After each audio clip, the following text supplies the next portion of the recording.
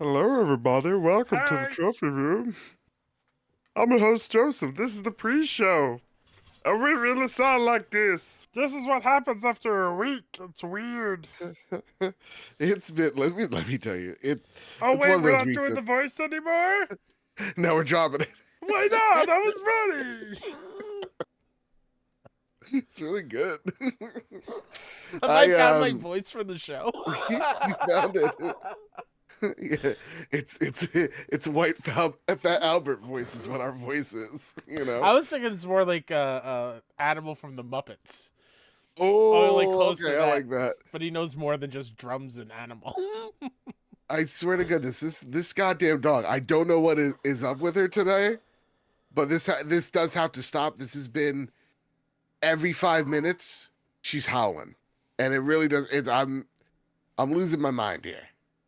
She's not barking at anything. She is just an insane dog, you know. She's getting, so for audience members, she's getting hyped off seeing the reflections of like the light reflecting off my watch or something like that. She's losing it. She sees a shadow, she's losing it. It's just, listen, dog. I'll tell you when there's an issue. Yeah. Not everything is a 5 a.m. fire. To people in chat who have noticed, Light is not here this week. Right. Not her fault this time.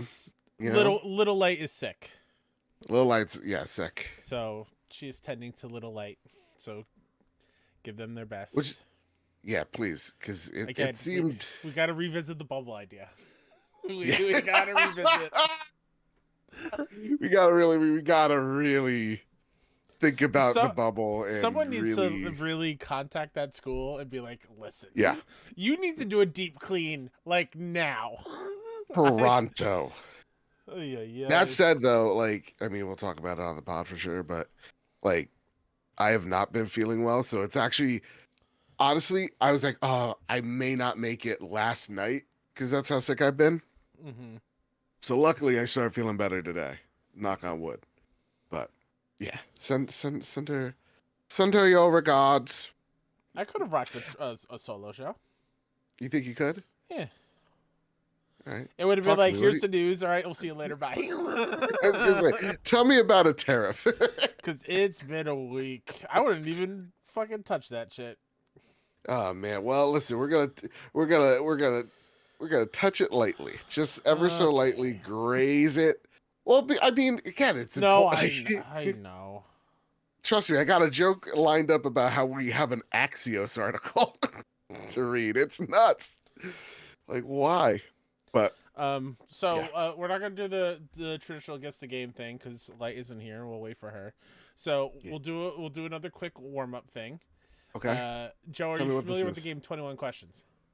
Yes. All right, I'm thinking of a game. You have 21 questions to get the game. Go. Okay. This game? It is a PlayStation game. I'll give you that much. It is a PlayStation game. Yes. Okay. So a PlayStation game. Is it an action game? Yes. Okay. Is it an adventure game? Yes. Okay. Is it a third-person game? Yes. All right, this hasn't helped us in the slightest. No, it hasn't. Is this a PlayStation 4 game? So think about it. Technically, yes. Is this a PlayStation 3 game? Yes. That's 5 questions. 5 questions. Horror game? No. Okay. So you had to think about it. It's an action adventure game. Uh-huh. And I was gonna say, it's I don't know, insert Last of Us. That's what I was thinking. That's not horror though. So that throws me off. PS3 action adventure game. Mm-hmm. Oh. Is it God of War 3? No, it is not. Darn, that would have been a good one. That would have been real good. Thought that one. Oh God. Okay. I got all my thinking energy out of that one. Okay. I'm tapped. That's it. That's all I got. That's all I got. Is the main character a man? Yes. Okay, main character's a man. Chat, help me out on this. I suck at these games. Uh, Yeah, you gotta Let's do see. it. You gotta try to whittle it down more. right. So like, I don't want to give you any hints. But I haven't played 21 Questions in 21 years. You know what I'm saying? You know, maybe Um, think of a time window to ask me. Like, when did it launch? Oh, okay, You okay. know, kind of those kind of things. When did this game launch? No, it's gotta be a yes or no question. Oh, okay. Did this game launch in the first year of the PlayStation 4? No. Oh. Oh. Action adventure game. Uh-huh. Is this made by a Japanese studio? No. Are you sure about that? Pretty Is this positive. game a remake? No. Okay, I was gonna say Shadow of the Colossus. Huh. Huh. It's a PlayStation 3 game. Wait a second. Is this game on PS2? No. So it's on PS3 and it's on PS4. Right? Well, did Kyle you say Stevenson? my bad. You said USB 4, didn't you? Yeah. That technically was 5. PS5. Oh wait, so it's PS4, PS5? No. I thought you Oh. I thought you asked me PS5 earlier. That's when I said it. So Okay, so it's a PlayStation 5 game. that yes. Okay. That All right. that now we're getting also somewhere. appeared on PS3. That also appear. Is it Demon Souls? No, it is not. That is 10 questions. Oh my god. Oh my god, I wasted it on all these guesses. No, All right, Sinzlo, he didn't ask that. He did not. Is it a first party game? Yes. Okay, how many PlayStation 5 first party games have there really been? Apparently, you don't know him. Apparently, it's a first party game. Action adventure game that was on PS5. Was this also on PS4? No. No, okay, so this is a PlayStation first party game. Huh. You got 9 more questions. Action adventure. Is it based in the real world? Can you clarify that question, please? Like planet Earth? Yeah. Yeah. Is it based in a city? Not one singular city. Not one singular city. Are you kidding me right now? That's not real. I was gonna say Enchanted Go. I was gonna say Ratchet and Clank. That was one of them. I really thought I was led astray. God, all this thinking. I've been doing so much thinking. First party game. Actually, that doesn't do. The first 5 questions I asked were we could have just assumed it was. Okay, technically on planet Earth. It's a PlayStation 5 game. It's an action. It's an adventure. Again, Is it's it- not only a PS5 game. Oh, it's not only It a PS5. appeared on PS3. It appeared on PS3. Okay, so it's a PS5 game that appeared on PS3 Yes. that's somehow not Demon Souls. Correct. Huh. How many I am PS honestly, I'm kind of Yeah. shocked. Dude, it's been such a day. And honestly, nobody in chat's gotten it. It's a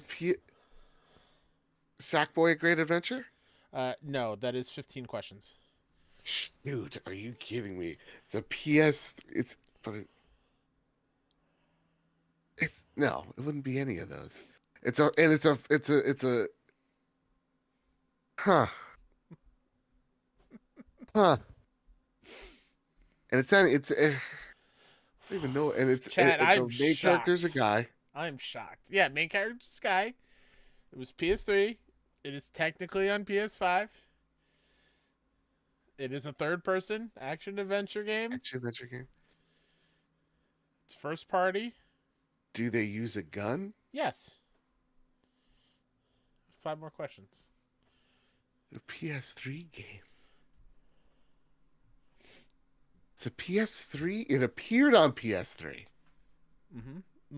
More than one city. More in the than game, one city. Technically on planet Earth. Technically on planet Earth. First party game. And it's third person. Yeah, dude.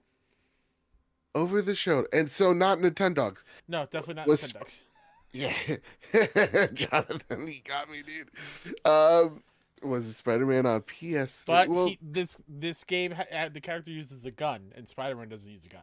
right. It's technically on planet Earth. Yes. It's multiple Well, cities. Your question was, is it based on reality? And I said, to clarify, and you said, is it on planet Earth? I said, yes, technically it is. Technically, it is. Couldn't be Returnal.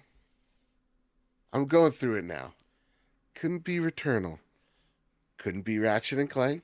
Switch your consoles timeline. You should be thinking PS3 game first. That Right. technically is also on PS5. Oh my god, dude. You're telling me. I mean, Ryan Champion, he says Uncharted, but. Is it Uncharted? No, it is not. How many questions is that? You've got 4 more. You're gonna be Okay. real mad. I am gonna be real. I'm already upset because you can't. I was gonna say Death Stranding at first, and I was like, no, Oh yeah, that it's not- also not horror. There's no horror in it. it's no horror in it. No. And it like, oh, technically it's Planet Earth. It would maybe that's Horizon, right? But it wouldn't be Horizon because that's on PS3. And then I'm looking at this. It's a Sony first party game. Yep. It appeared on PS3. Again, I want you. PlayStation first. I want to think. Yeah. I want you to think of your questions carefully, Okay. because I can only say Okay. yes or no. Right. Okay. It's technically on planet Earth. Uh-huh. Do they drive a vehicle? Yeah, they definitely do. No, it didn't be.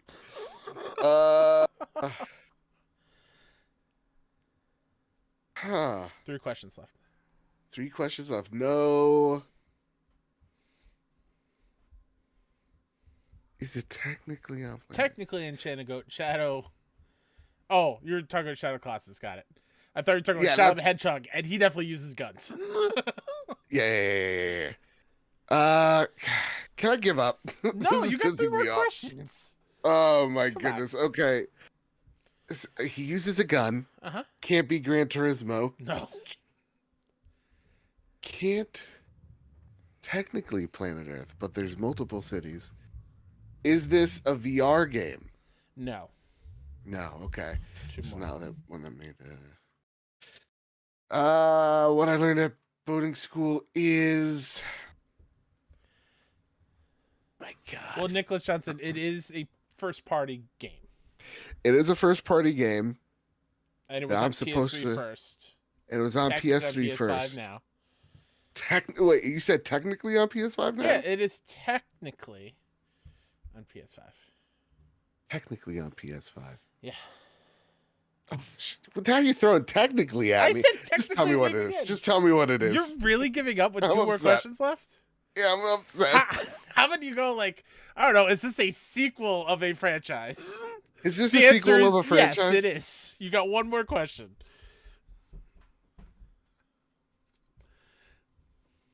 Is this a game I really love? Yeah. That's it. You lost. What was it? Uncharted 2. Oh, so it was Uncharted. Yeah, but you didn't say Uncharted 2. You said, is it Oh. Uncharted? Well, now I'm upset. And it's technically on planet Earth. The reason I said technically, Technically, because it's got like that, fantastical element of like the magic creatures in the No, I Lost don't City think kind of that. thing. I think if it's on Earth, it's on Earth. Oh, sure. So there's superhumans hid in the forest somewhere? Yeah. Oh, okay. Cool. I don't know. Bigfoot, possibly.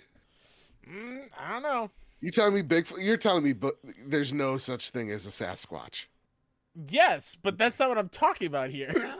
You're telling me there's no. I'm such talking thing about the as purple Sasquatch. people that are like superhumans hidden in the forest in a lost city. Oh, so now crab people aren't exist. Don't They aren't don't.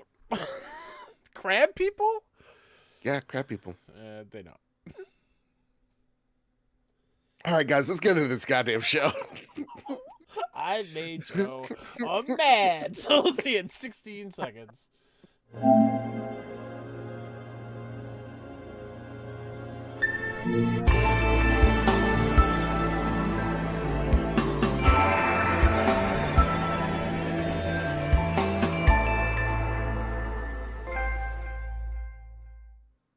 Oh, wait, no longer greatness has arrived. Welcome to episode 423 of The Trophy Room, a PlayStation podcast made by the players for the players. I'm your host, Joseph, aka Mr. Badbit, and it is here where we chat about the latest and greatest in all things PlayStation each and every week. It's especially this week, we talk about Bungie's big plan for Marathon, Bloods potentially coming to PlayStation 5, Outer Worlds 2 hype, Switch 2 pre-orders delayed sometime soon, and so much more. Alongside me, the greatest co-host, whoever is, whoever will be, Mr. Kyle Stevenson. How are you, sir? I'm exhausted. Dude, same. Yeah. Same. I'm just I have multiple different things at work that I need to be working on, and since the beginning of last week, I've only been working on one singular thing, and it's driving me up a wall. Okay. There's Is it so like, much. Is it like a hard client, or is it just No. this It's is a just big task? there is a one of the games that I represent is launching soon. Oh, nice. And so we're trying to get everything together for launch, and there's a lot of moving pieces, and it feels like I'm playing 4D chess every single moment of every single day, and I'm tired. So I got a question for you about that. This is actually something it's been a lingering thought. Mm-hmm. You know, this week we're going to talk about it one last time, luckily, hopefully, about the Tariffs situation. Sure. Was your job ever nervous of like, hey, gang, we're kind of freaked out by this? Or was it like, was it something that y'all were talking over like the virtual lunch table about? Or was this something that was like, eh?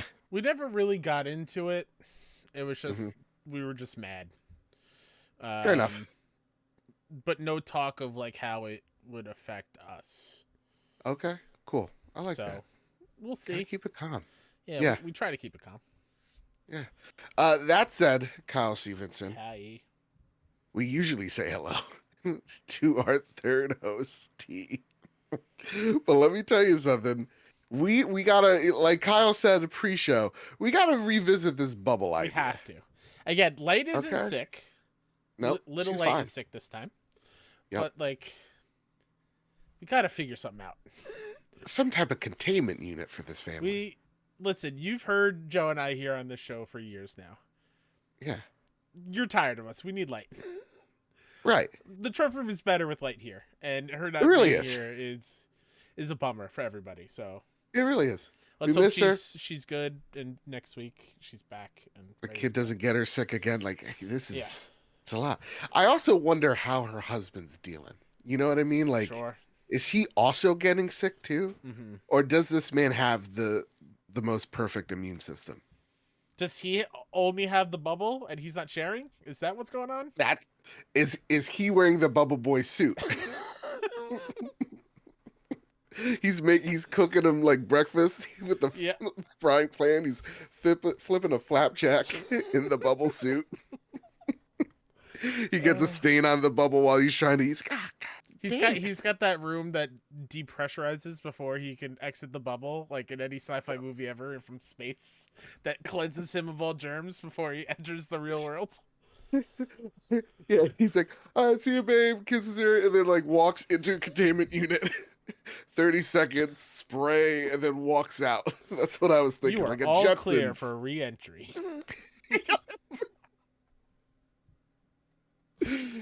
Comes home from work, got to put a PPE outfit on, you know. Jeez. God dang. All right, gang. That said, we have a lot to talk about. We really do. This week, there's been a lot of Flash news. There's a lot of stuff happening around PlayStation. It's also been, at the same exact time, everybody's kind of waited on bated breath as to what has gone on last week into this week, and now seemingly maybe over for at least the next 90 days. But before we get into all that good stuff and not so great stuff, it's a little starter question to start the show. This comes from TKD Gaming Dad. He says, "Hey, Trophy Room Trio, long-time listener, but this is the first time I've reached out. Hey. I'm wondering if any of you had finished or have plans to platinum Dragon Age Veilguard. I'm loving my time with it and wonder how you felt about the trophies. Thank you for so much. All your content always puts a smile on my face. Much love." Kyle Stevenson, I am about to beat Veilguard. Like, I'm at the end. Other games have come up. Reviews have to, have had to be made and all that good stuff on my end. But it is a game that I'm definitely going back to and beating. I've enjoyed my time with Veilguard. Awesome that was the PlayStation Plus game of March. But you've beaten Veilguard, right? I have platinum Veilguard. You've platinum play. Okay. So here's my question here. Mm-hmm. Should I go for the plat? Because last time I tried, like, I was going for it, but I forgot there was one little thing that I was afraid of missing. I think there's like a weird collectible. How is the platinum list on Veilguard?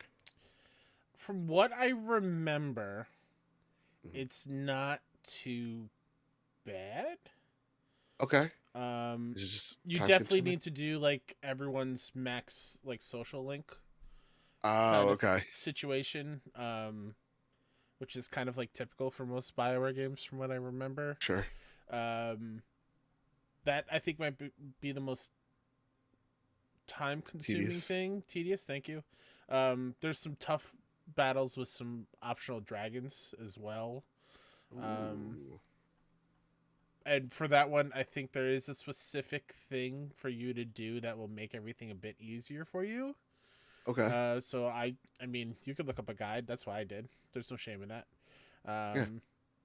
Yeah, and the ending is interesting. Okay.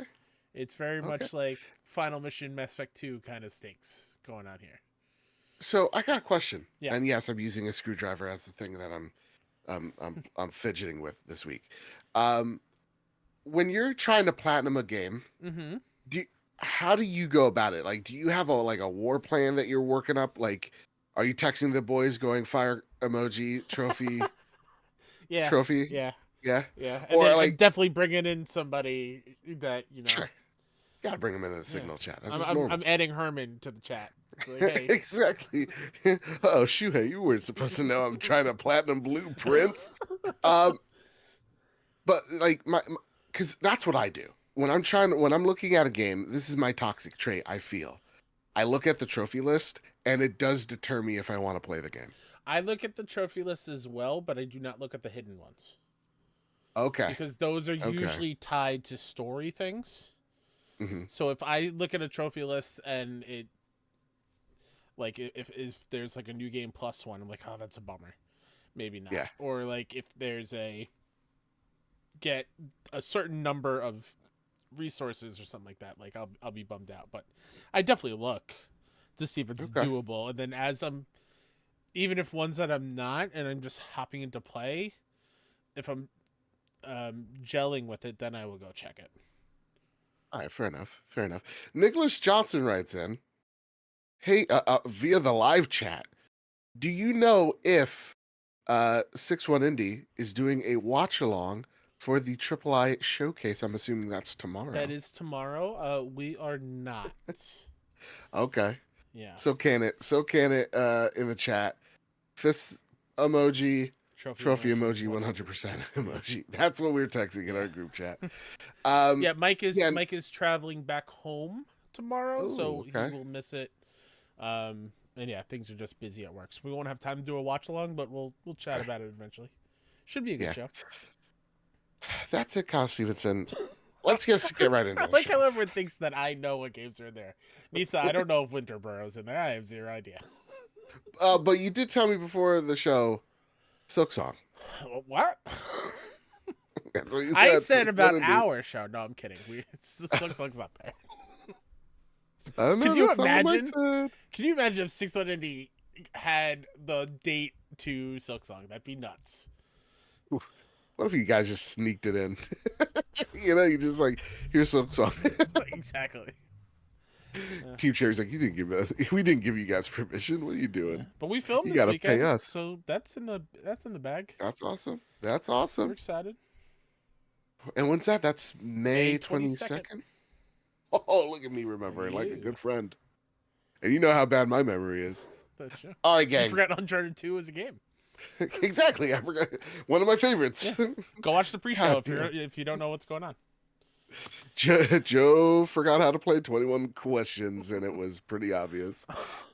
All right, gang, let's get right into it. First and foremost, our Patreon pitch. The reason why we look so good, we sound so good, is because of your generosity over at patreon.com/PS Trophy. We could not make this show without your support. So if you ever got you through a long car ride, a tough day at work, whatever your case may be, it really does help us out. If you even just send $1 our way over at patreon.com/PS Trophy. And trust me, $1 our way is super helpful. So that said, I want to thank our newest members, Ben Velez and Drug Prowlin Wolf at the bronze tier, Ben at the gold tier. I want to thank our premium producers, Todd Burwitz and Toxic. And an honorary shout out this week, K-Rock's kiddo Cullen, who's in the hospital. He's Shout going out to to kick Cullen. cancer's butt.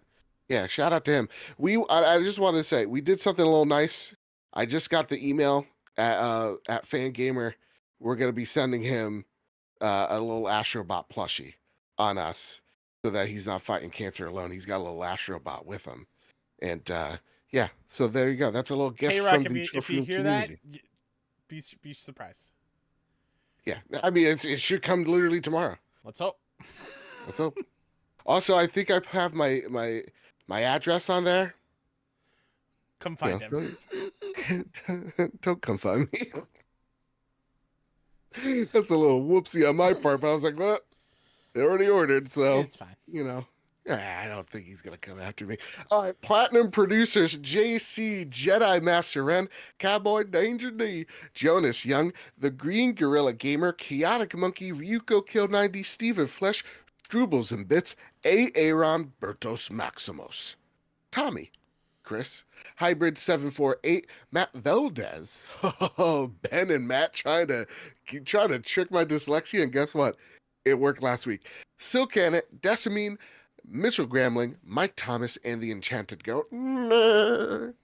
Gold members: Cypher Primus, Goth, Simon the Pie Man, Jesse Garcia, JB the Purple Monkey, Hyde Indoors, Katie, Kevin Mitchell, Kevin Diaz, Marcus O'Neill, Red Arrow, Ageless Hermit, Androsaur, Astronaut Jr., The Winter Gamer, Stingray X, Robbie Bobby Miller himself, Brenton Zachary, Final Fan XZ, Hambone, JD Dillinger, Stone Cold EP, Tino Six Speed, N Johnson, Sean McKenzie, Rick Arrington Solo, Matthew King, Duh Overlord, Dewane Raksha, Drellish, Rick Davis, Steph Mildiner, Samuel Nessling, Maximum Carnage, Michael Hassett, Jasmine Bren, and of course, the Lord Commander, Suddy. Thank you all so much for supporting us the ways you do. And also, as a patron, you get hundreds of hours of bonus content just on the house right there, available for you. This week, guess what? We're going to talk about how we're surviving with allergies, I think, or dying from them. Because it's been rough. You know what I'm saying? Shout out to our YouTube members. Tommy, Yeah. Stribbles and Bits, Nisa Hauer, and Pops Arcade. So if you want to hop in the live chat and get a nice little trophy next to your name, come join us. Yeah. Stribbles and Bits is the only platinum holder so far. Ooh, So I'm just saying. let's go. And I mean, the Enchanted Goat sends us a $20 super chat with a little emoji, and I'm thinking it's an avocado or a peach. And he's saying, I think it's thanks a for pear. being you. It's a pear. I said peach, but I've met parents in my head. That's it. It's time Oh, to Light, square we up need the you. news. We need you, Light. Please. This first one comes courtesy of IGN and writer Vicky Blake, and Vicky writes, Bungie is finally ready to show us marathon gameplay. Joe, are you still here? You turned your camera off? Yeah, it's below my nose. Oh, okay. It's getting gross. I Yeah. thought my internet died. No. So Vicky writes, Bungie is finally ready to show us more of its upcoming PvP extraction shooter Marathon, with an all-new gameplay livestream slated for this Saturday, April 12th. Last week, the Destiny developer dropped a mysterious tweet that included a bizarre 15-second video that immediately set fans sleuthing as part of an, quote, extensive alternative reality game, end quote. Players realized that within the ASCII art was a, quote, snippet of footage from the initial trailer, end quote.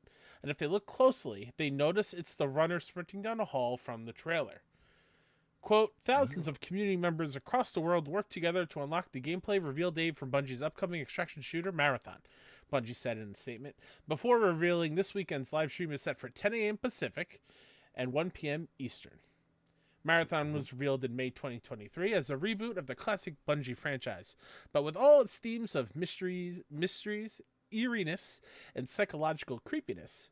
Set on the mysterious planet of Tau Ceti 4, Marathon will see players inhabit the bodies of runners, cybernetic mercenaries who have been designed to survive the planet's harsh environments.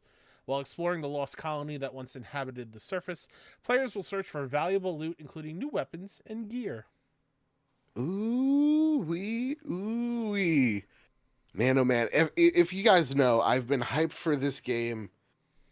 Listen, I understand the Bungie turmoil, but god damn it, at the end of the day, it's still Bungie. And I can't help but get that dopamine hit of Bungie making a new shooter, something that's different, something that's outside their wheelhouse. So ever since the first glimpse of this game, I've been stoked for it. That said, the Green Gorilla Gamer writes in. Now he wanted to clarify, and he said, this is Light's read. Light's not here, so what do we do, Kyle? And then in chat he said, Kyle, you read it. I saw it before. Okay, now... So I can read it. Okay, fair enough. So, Green Gorilla Gamer writes in, just like you can too if you join the Trophy Room Discord server, or you're in the live chat. Kyle Stevenson. Per last week's question, Kyle, that was a great read, but also fuck you, Joe, for unintentionally stealing the spotlight away from Tegan.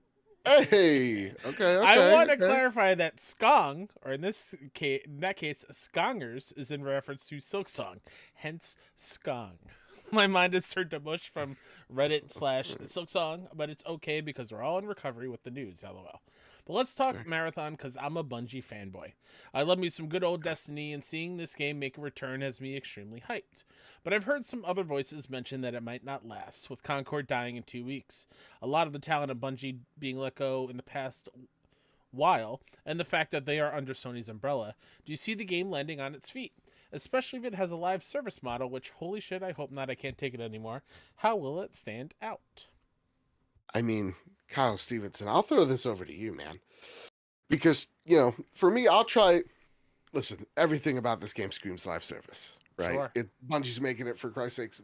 This is planned to be a live service game. Yeah. So, I've been seeing that a lot. It's like, it's like a tempered excitement. It's like, we're excited, but we also know that, like, Bungie has laid off 1,000+ people. A lot of the good talent has kind of left. The creative director of this game, or one of the directors of this game, was ousted because he was a bit of a creepy person, and there's been a big legal battle over his departure. So, there's a lot of things that kind of cloud the excitement for this game, but it also does seem like this is Bungie's last hope at a big hit. Mm-hmm. And, I want to go over to you with this one, Kyle.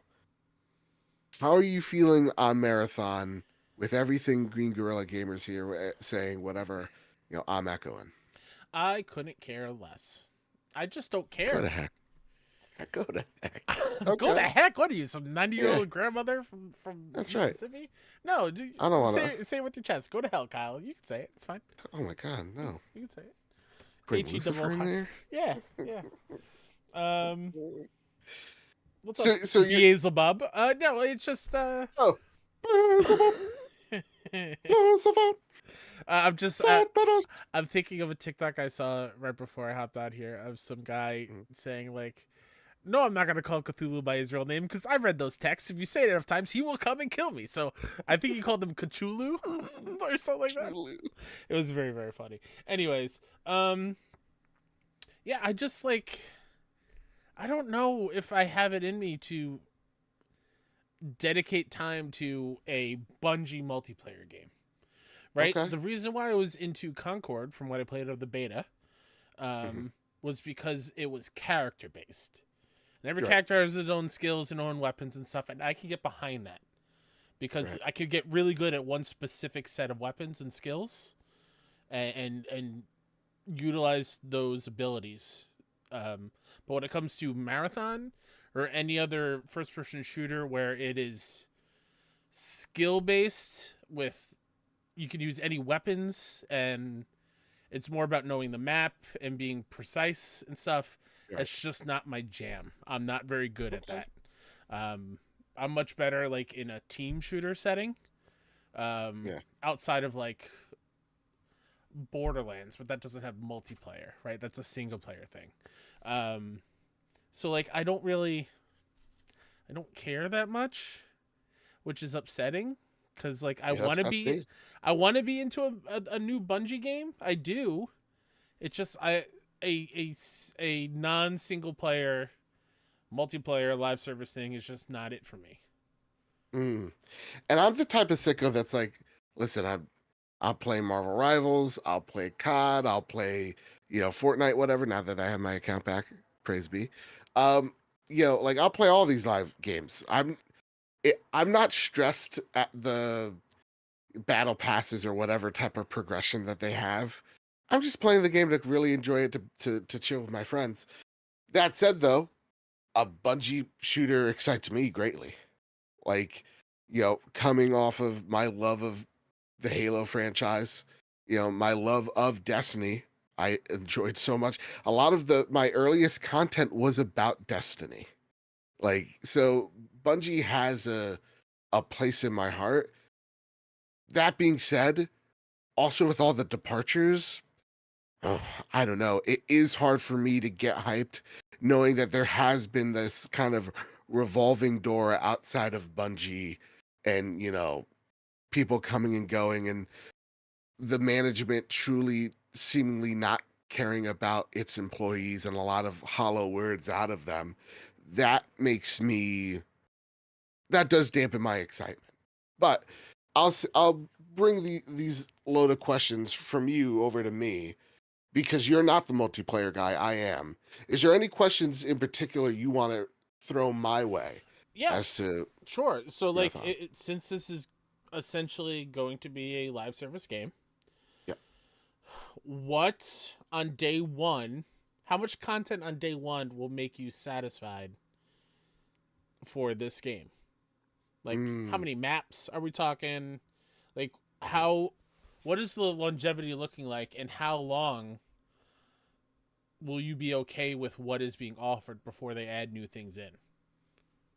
that's a great question because I think when you take a look at certain games like Warzone, Mm-hmm. games like Fortnite, games like Marvel Rivals, um, it's the name of the game is about how do we provide endless content to you guys and how do we evolve not just like the world but the hook of the game itself. And I think a game in particular that does this really well is Fortnite. Like Fortnite just put in the game Mortal Kombat abilities. So like you can literally have the Scorpion get over here, like chain gloves, and you just start whacking people with your fists and feet. Like it's really fun, and that changes the game. Or how they constantly add mobility options that keep switching out each new season. So it's not so much about the map. So theoretically, the map itself doesn't have to it doesn't have to be like a Halo arena map where there's like 16 and there's a new map each and every month.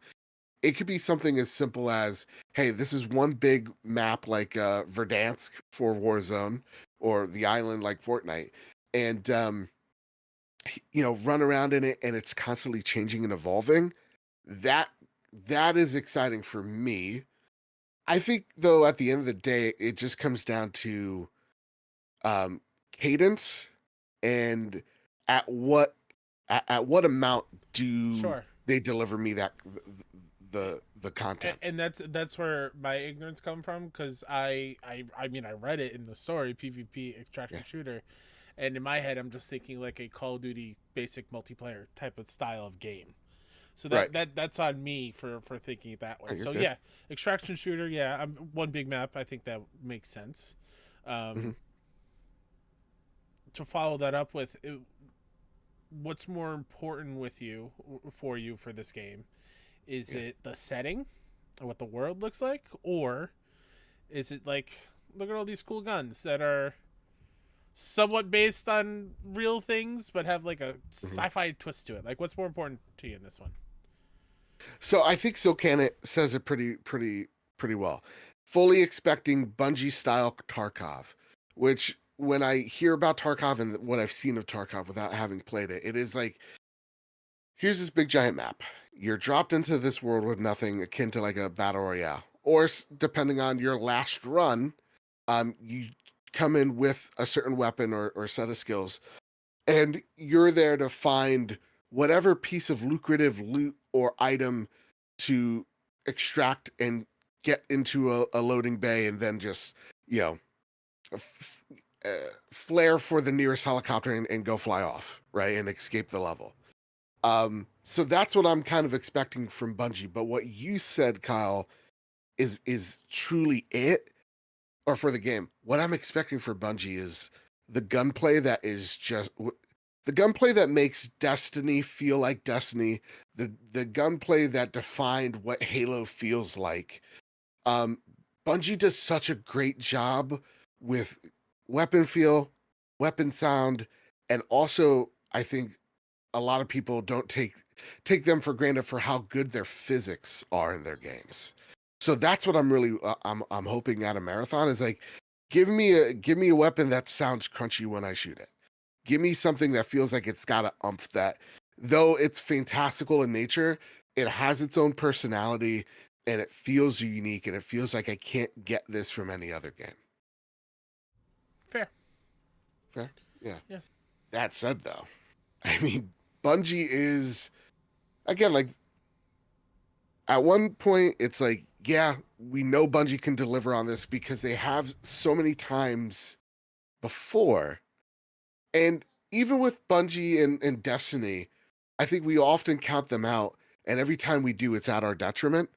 Like, yeah, they do a lot of self-inflicting wounds in terms of like getting out content to their audience.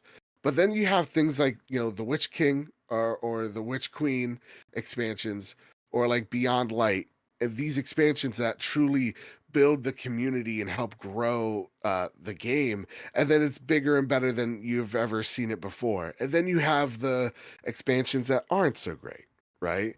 And then that has people like drop out, like the one that was on Mars. I totally forgot what that one was even called. It's like, what's really important for this game is the content delivery. That's going to be the thing that makes or breaks it. But the cool, interesting thing here, Kyle, is we're going to see the showcase. That's on Saturday. We already know people that have played the game. They shared their little media badges. They're keeping quiet until, I assume, the showcase ends and we get to see a just flood of coverage. That seems pretty confident, right? I would think so. Yeah. It'd be one thing if they were to like not have a big hands-on event period. Yeah. So yeah, I think that's something to be excited about. And I think Pragmatic Eagle writes in the chat, and I really love this. Current Bungie's biggest asset is FOMO. It's the fear of missing out. Mm-hmm. And I bring this over to you, Kyle. They have the showcase. These influencers have already played it. Mm-hmm. Some of them have let it out of the bag already. It's like, Game holds promise. I forget who that was. I think it was like Tim the Tatman. One of the two. No, Dr. Lupo doesn't even have a real PhD. So maybe he does. I don't know. So what do you think? How do they launch this game? Because obviously this is the third PlayStation game this year, right? PlayStation usually puts out 3 big ones. So we got Death Stranding in June. We have Ghost of Yotei, TBD, and now you have Marathon. Is Marathon Shadow dropped? On Saturday is what you're saying? It's on Saturday. It's out. Everybody's Ooh. playing it. Because on Xbox, you can already start pre-downloading the game. Really? You can already pre-download. Kyle Stevenson is the Then game in afoot. that case, I don't see why not. Right? That'd be wild as hell. Just like out of nowhere. That's crazy to me. Yeah. I think Silken says something pretty... Because here's the thing. Are they going to charge for this game like they did with Destiny? Or is this totally free to play? Kyle I don't know. Stevenson. Let me. Is Tarkov a paid thing? Oh, great question, because I'm not a PC dork. I do not know if Let me see. Tarkov Let is me a see. paid thing. But Destiny has put out paid expansion after paid expansion, usually for around like 30, $40. It comes out, people enjoy it. Destiny 1 came out at $60, Destiny 2 came out at $60.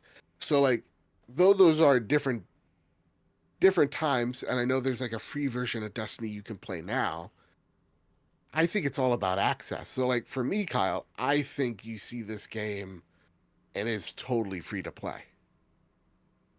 Kyle Stevenson, he is still thinking. Well, because pretty Tarkov well. is technically not even on Steam. It's not there. So you have to go to the website to get it, and it's still in beta, quote unquote. Quote unquote. Yeah. So like, that's kind of wild to me. Now, Luke Lore said something. The base game for the beta for Tarkov is $50. Yeah. So Marathon probably 40, 50. Okay. I imagine. Luke Lore says something in the chat, of which I saved his show last week, and this time we did remember to read your comment there, Luke. He writes, also, Bungie is so uninspiring, it's hard to care. All right, Luke, you know what? If this was an Xbox studio, you'd be all over it. You know, get out of here, Xbox expansion pass, you dorks.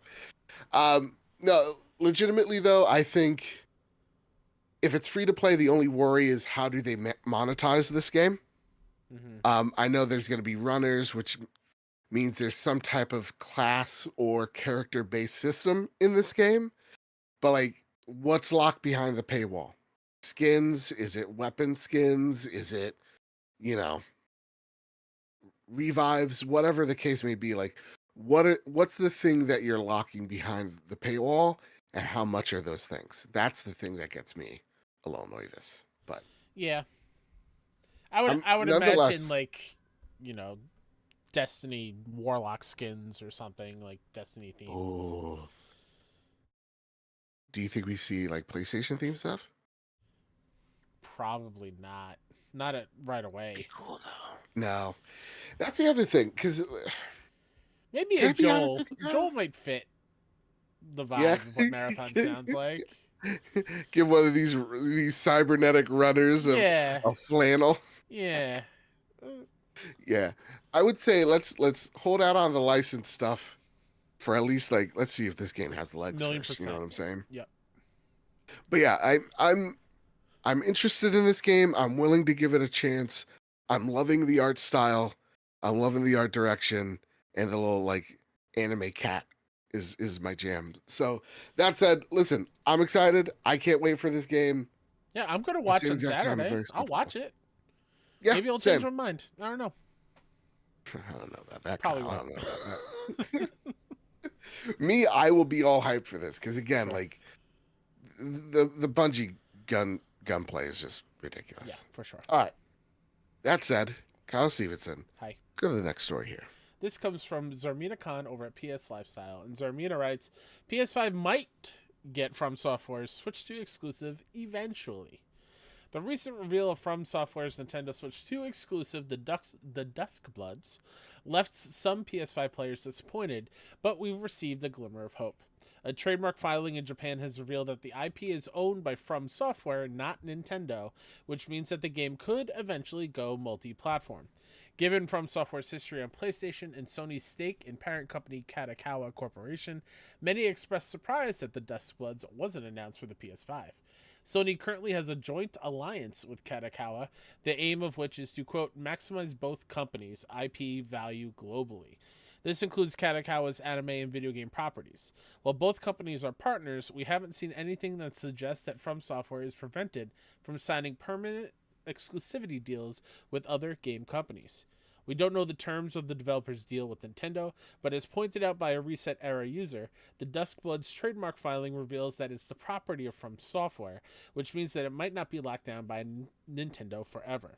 However, worth pointing out that if Nintendo has permanent publishing rights to the Duskbloods, this specific game might never release on other platforms, but Nintendo won't have exclusive rights over future entries unless From Software renews the deal.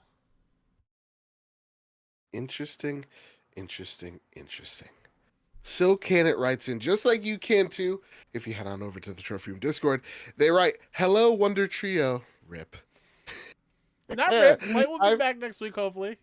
Who knows? No, Who knows? she will. I believe. All I right, believe. fair enough. I've heard since last week a couple of remarks of disappointment about Nintendo getting the Duskbloods as an exclusive. My question is why? Third-party exclusives are not new, but now that it's Nintendo, it's not okay. It feels like people wanted third-party support for the Switch 2, but don't want what comes with it. Kyle Stevenson, let's add that first. Yeah. What's your thoughts on that? I Because think you're so, nodding your head in agreement. I think Still Can't nailed it. I don't understand why they're upset that Nintendo is playing the game with Sony and Xbox. I don't understand it. I'd be Or now with just Sony, but yes. Sure. But like now I would understand being upset if the Switch 2 wasn't an upgrade in the Switch 2 power department. Right. Right? Like if this was a brand new From Software game exclusive to Switch 2 and the Switch 2 was not as much of an improvement technically from the Switch 1, I would be upset. But this, I'm like, it's fine. Sony does it. Other companies have done it. What's the issue? Let's not cherry pick of like when we should be upset about something and when we shouldn't. If you're upset about this thing, be upset over everything. Like in the past, I would have been upset, sure. Like but like we're now in the world where eventually they're going to come everywhere. Well, that said, so can it continues. I'll just add that we don't know how the Switch 2 will perform at all, but particularly with Duskblood. So yes, it would probably run better on other consoles or PC, but it's not to say that it won't run well on the Switch 2. Last little comment, Hades 2 is console exclusive to the Switch 2, and nobody is crying. Though, in my eyes, that's a bigger deal. No, so can it? I'm right there with you, buddy. That's up. I want to play that game. I believe it's a time thing because the first Hades was Switch console exclusive for a little bit. Yes. And then it came to Xbox, and then it came to PlayStation. Yes. Yeah. When it comes to the Duskbloods exclusive and people are upset about it, I think like people are more upset they got to go out there and buy a Switch 2 for it that they normally wouldn't. That being said, I think also some of the outrage or disappointment maybe, and this is where like I am sort of at, is that it's a PvE game. That's the other thing, and Luke says in the chat, like, I don't care for that reason too. I'm a little bummed that is the core thing. It'd be one thing if that was a thing you could do, but it sounds like it is the whole game, and for that reason, I'm out. Exactly, and that's okay as well. Like, and I hate to be like hey, listen, the Killzone devs made Horizon. Like Yeah. you can work outside the wheelhouse. Even then, like there's PvP in your games already, right? Like Bloodborne still has a very active multiplayer community. Same with Elden Ring. But at the same exact time, I mean, Elden Ring's about to release a multiplayer spin-off game, right? Or Sure. Yeah. DLC, whatever they call it, standalone. So at the same exact like flip of the coin, I don't have to be excited for it. Like they have to prove why this game is really I can't turn away from it. Miyazaki has to convince me by just putting out a game that is unignorable. Yeah. Yet I'll also say, like, I don't think it being exclusive to the Nintendo Switch is a bummer. I'm right there with you, Kyle. I'd be a huge hypocrite if I was like, "Oh, this is a bummer." PlayStation does it all the time. Yeah. So like, I would be super, like, I'd be a massive hypocrite if I said I have a massive problem with this. I absolutely don't. This is them saying, "Hey, Nintendo player base, this is a new thing that we think you'd like." Also, people that aren't into our system usually, here's something to get you in. Yeah. Right? Here's the type of gamers that we want in our ecosystem playing our games because we think that these two audience can mingle pretty well with each other. So go at it, have at it. Mm-hmm. So I can't be mad at the exclusive stuff at all. Not even disappointed. I was even, funny enough, I was talking to Luke in one of our chats. It's like, don't get me wrong, Dustbloods didn't do it for me. That trailer didn't do it for me. I'm a From Software apologist. I will go out there and buy a Switch 2 for the Dustbloods, though. And that's why, give me a little heat, that's why exclusives do matter to these platforms, though. Yeah. Right? So when we talk about like the age of the exclusive dying, I truly think it's like the age of the console exclusive is dying. But I don't think you're going to see a Nintendo game like Kirby on Xbox or on PlayStation or whatever. Here's the other wrinkle I'm going to throw in this. It's say that I would be upset if it was a sequel to a game that we've know and love and we've played that is now only exclusive on Switch 2. Right. Like, God forbid. This is like Bloodborne 2. Yeah, this is a brand new game. So, like, it'd be, like, what if Elden Ring 2 was Switch 2 exclusive? I would understand. I would understand getting mad and angry and bummed about that because it is something that we've experienced on our consoles already.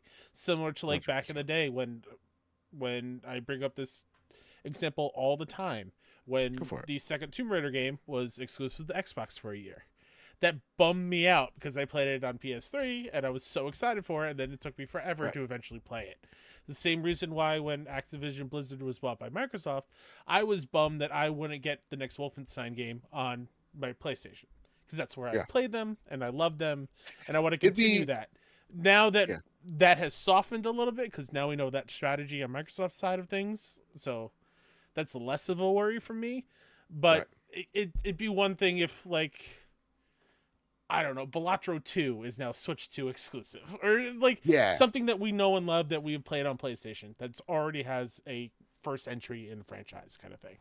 Like, if, for me, it would be kind of like if Mass Effect, I don't know, like, the next Mass Effect is on Xbox, an Xbox exclusive. That would annoy me because it's like, oh, well, our roots have been with Microsoft at the first game. It's like, but like, the second game, the third game, Andromeda, even the one that people didn't like, I mean, come on. They were all on PlayStation. That would annoy me. But like for a new IP of a game that I've never played being an exclusive, go at it, have at it. That's fine. So that said, like this whole article to me, no offense to Serena, but I've seen this come up a lot. It's like, well, they maybe could eventually like make the sequel be. It's like, guys, we're reaching too far on this one. Just take it as the Dustbloods is a Nintendo exclusive. The Copium, let's turn it off. Let's just assume there's not even a sequel in the works or whatever have you, or planned. Yeah. It is a Switch exclusive. It's going to remain that way. It's not coming to PC. And it sounds like from the interviews that I've seen, or heard, like they're very excited that this is a Nintendo game. It's a big And get. it's really cool. Yeah. Yeah. That being said, though, Hades 2 being exclusive to Switch 2 timed, that is, come on, guys. You know, it's out everywhere. Again, that's another thing though. Like it's following what Hades 1 did, so I'm less upset over that. Fine. But hopefully it's only for like 3 months. Like I really want to play it on PlayStation. It'll probably be like a year. Oh yeah, I definitely want to platinum it. I platinumed the first one. I want to get it. Yeah. But if I could wait for the first one, I could wait for 2. Fair enough. Also, shout out in Chan and Goat for another super chat. Appreciate you. Thank you, sir. Number 1 fan. You know what? You've earned it this episode. Hot dang. All right, Kyle Stevenson. You want me to take this one because half of these are my nuts. Yes, 1,000,000% you can because I can't. All right, fair enough. This is to add from last week's conversation. First, I want to just give a shout out to our audience because last week, listen, we talked about when sometimes Real World comes in, they invade video games. You know, you may not like it. I hate it personally, but sometimes you got to talk about it. Just like how news broke that week, news have broke right before this show goes live. So again, real world stuff. Fast forward 5 minutes, 10 minutes tops. You're going to hear us talking about farts again. Okay.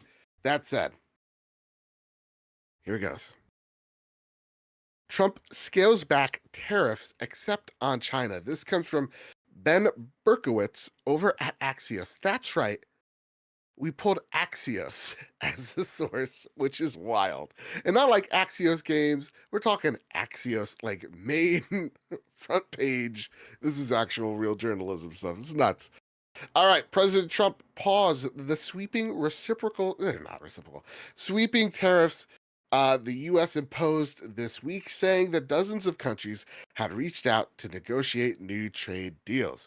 Why this matters. I love this. They just do it in bullet points. They're like, listen, there's no editorializing here. Let's just give you bullet points. Let's do this. It's the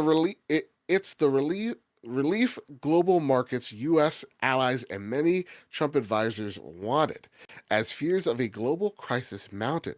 But Trump didn't fully back off, keeping a 10% baseline tariffs in place while increasing tariffs to China to 125%.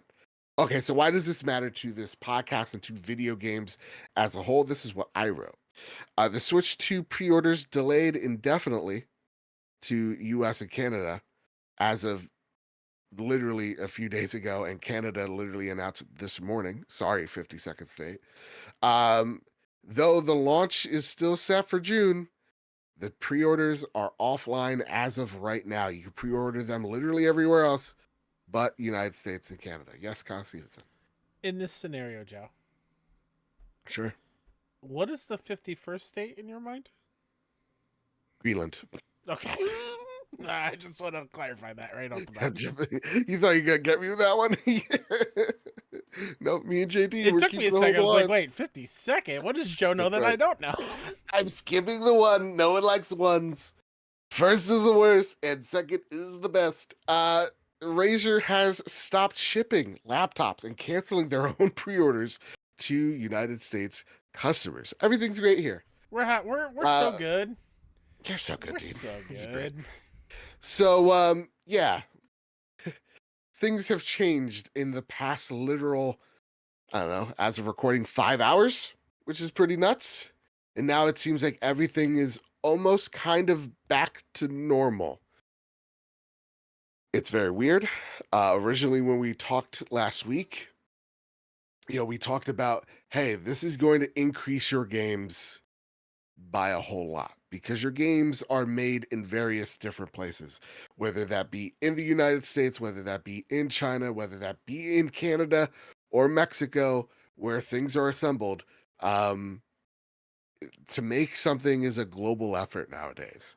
And so these tariffs really did throw a wrench in it. That said, a 10% baseline at this very point in time, while not great, is not the doomsday scenario that was the Switch 2 being marked up 46% because of tariffs to Vietnam. That said, M9 Prime writes in, "Hey, Trophy Room Trio, my question for the Sony Pony Express. Yeah, Yeah.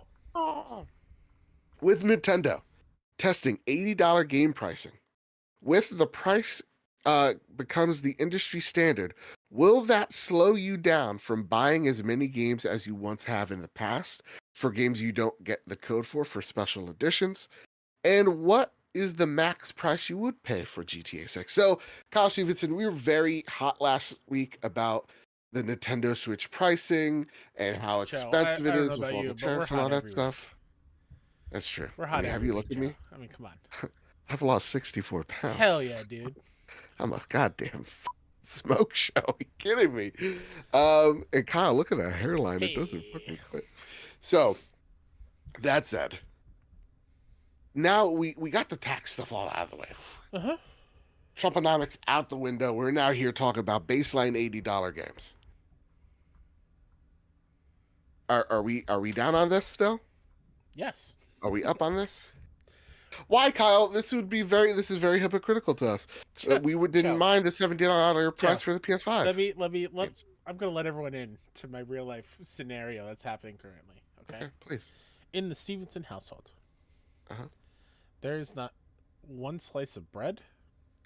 There is very little food in this house because there are 4 kids here. I had to DoorDash dinner last night, and I had to great. use the pay later option to afford it. Okay, never mind. So, So $80 games is a lot for me in my Fair current enough. state for me to handle. enough. I just games are already super expensive now, and I have to choose what games to buy, and I feel bad for not playing the other ones I really want to, but I just can't do it. I have so many other things that are coming up in the future that I need money for, like PAX and potentially SGF. Like, there's so many things, and those things are not cheap that I can't just go and buy. Like, I want to play Kazan really bad, and Owen upstairs, I don't know if you heard him screaming. He agrees. He wants me to play Kazan because he wants to see me get my ass kicked. So, like, it's just tough for me to pull the trigger on some things, and that $80 price tag is super tough. It's a bummer. And Yeah. Kush Completionist in the chat goes, "You'll pay for the Days Gone remaster?" I won't, because I don't have the money for it right now. Yeah. I will eventually, because I want it. I want to replay it in all its glory, but yeah, it just, and so, like, to the second part of that question, I would pay whatever we're paying now for GTA 6. Like, I can't fathom just spending more than 80 on the base level of the game. I'm not saying special editions, whatever. The base level, standard edition, more than that. I just can't. I can't fathom it. And same for me, like Days Gone remaster. No, probably not. Game didn't hit the way I wanted it to, so it's like there's no point for me spending that $10. But like, yeah, I think our point from last week still stands. It's like, yeah, we could. It wasn't a pill that we wanted to swallow, but it was an easier pill to swallow when you say, okay, an extra $10 isn't that bad when we see that we haven't had a price increase of games in over 10 plus years, right? Now we're already jumping the gun to the Switch 2, and it has not even been, oh my God, it hasn't even been a full 5 years. And we're thinking about another $10. It's like, no, we have to pull back a little bit and go, okay, whoa. How are we starting to price people out of AAA video games? And I think that answer is yes.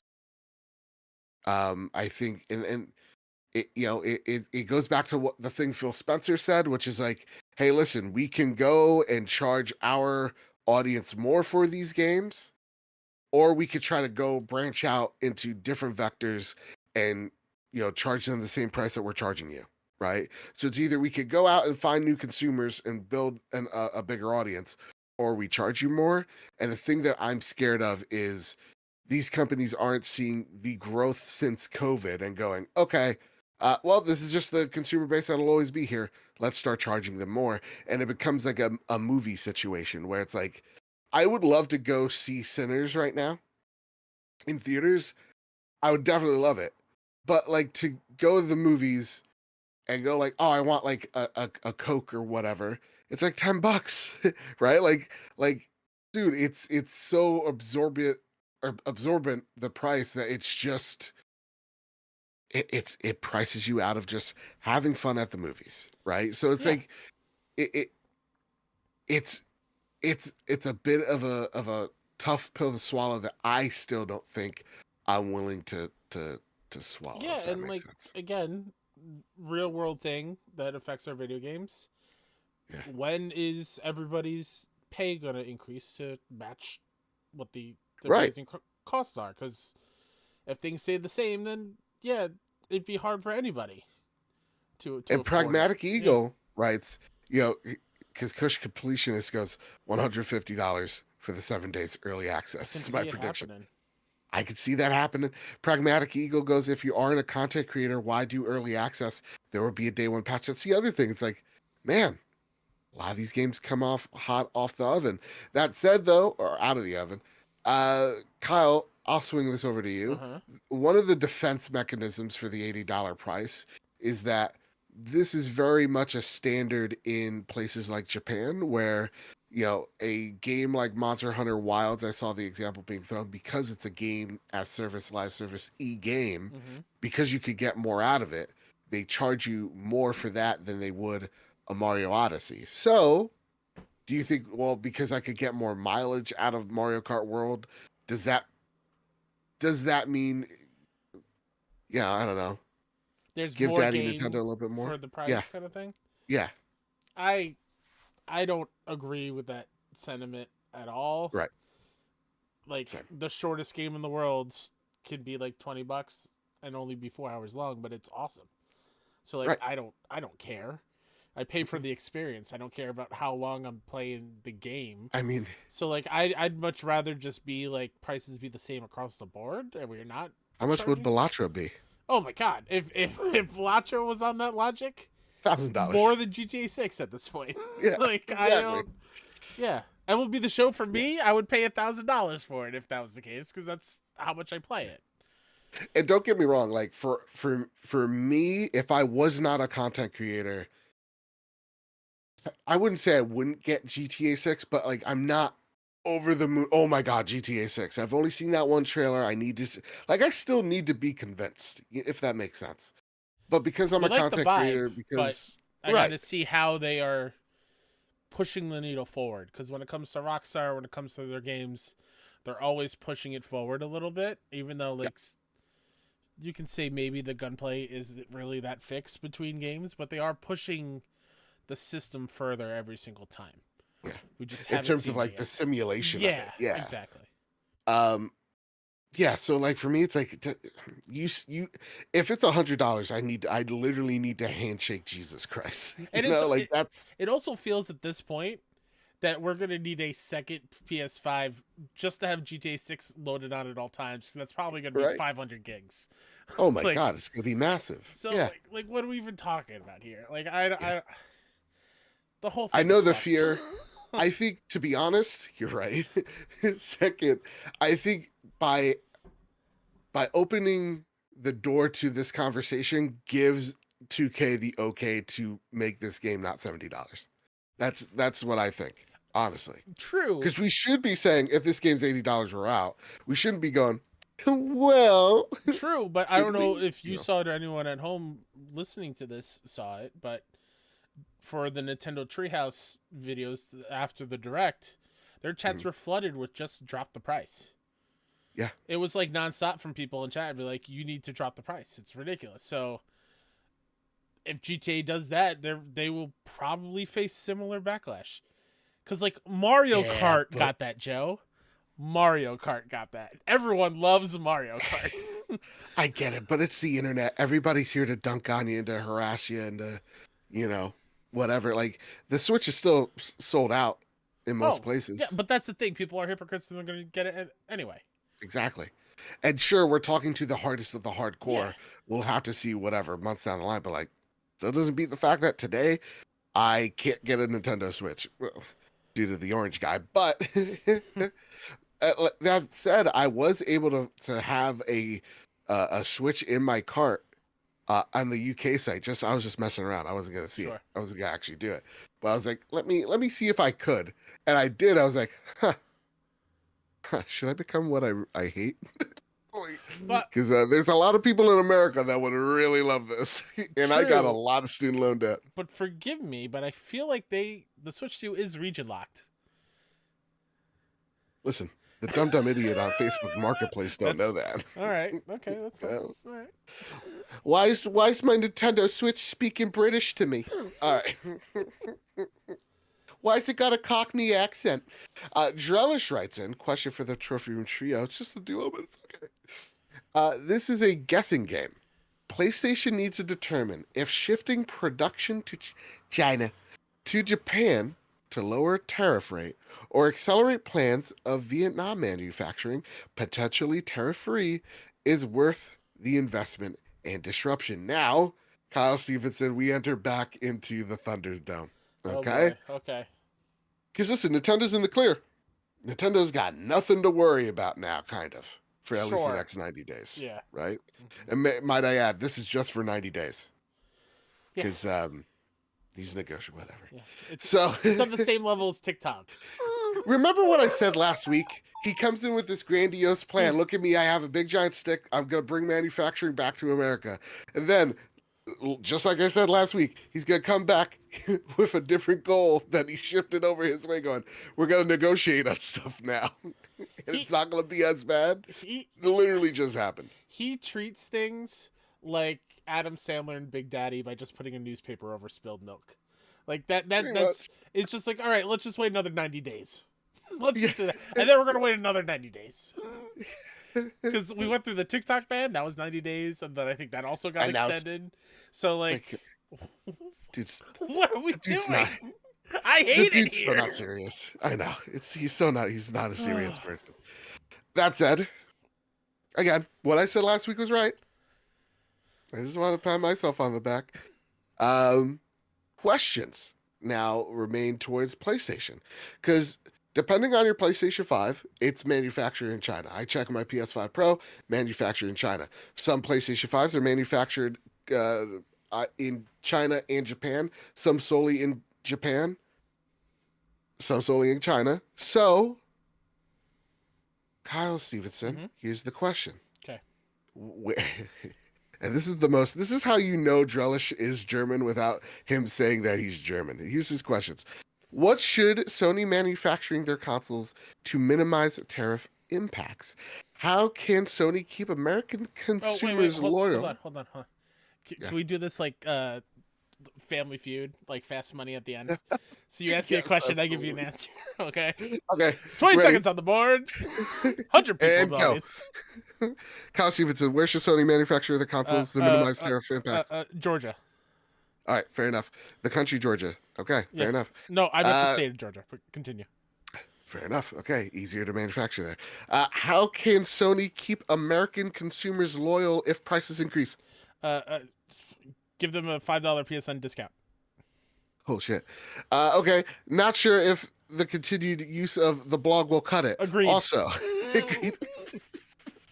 Also, do you think PSN prices in their various tiers might need to reduce for Sony to remain attractive to ensure loyalty, or they might, God forbid, also increase the price in 2025, 2026? They're going to increase it and add ads to your games.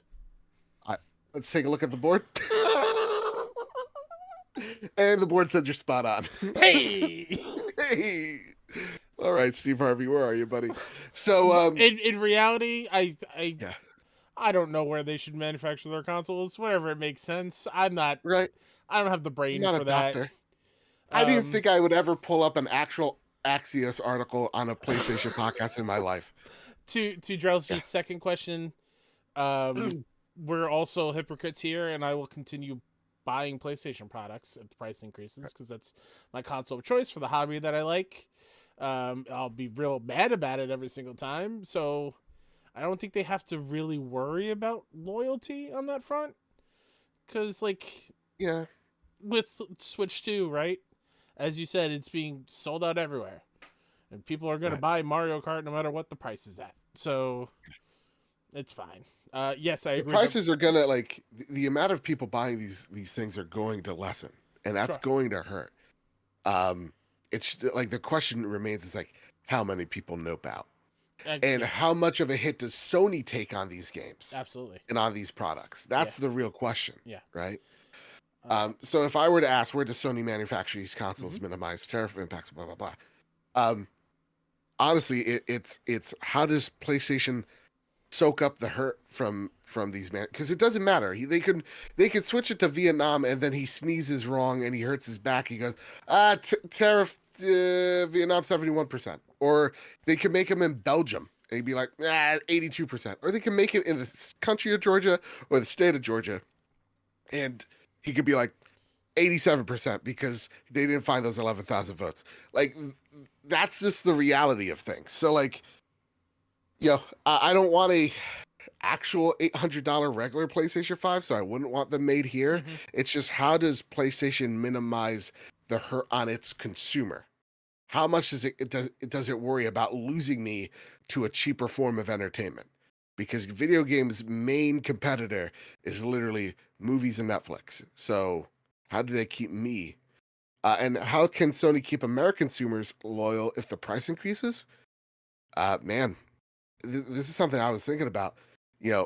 Game Pass, I think, looks like a really smart and lucrative thing at this point in time in terms of like value for my dollar in what has been a very turbulent thing. So it's like, man, make PlayStation Plus the best place you can play. I'm not saying, oh, go put the next God of War on PlayStation Plus. What I'm saying is like, make that catalog really, really attractive so that I'm playing more games on those type of subscription services. Give me more choices like that. Yeah, get rid of the blog. No one likes it. And yeah, I think we nailed it. So that said, though, I do want to.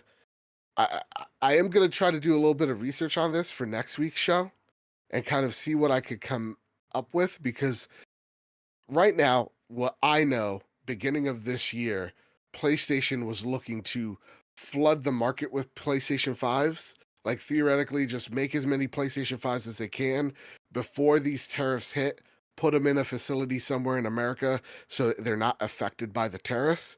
But that's a very short term solution for a console that you would hope sells over 110 million consoles. And with PlayStation 5 right now, just edging out the PlayStation 4 in terms of units sold, I think that's very important for PlayStation to do.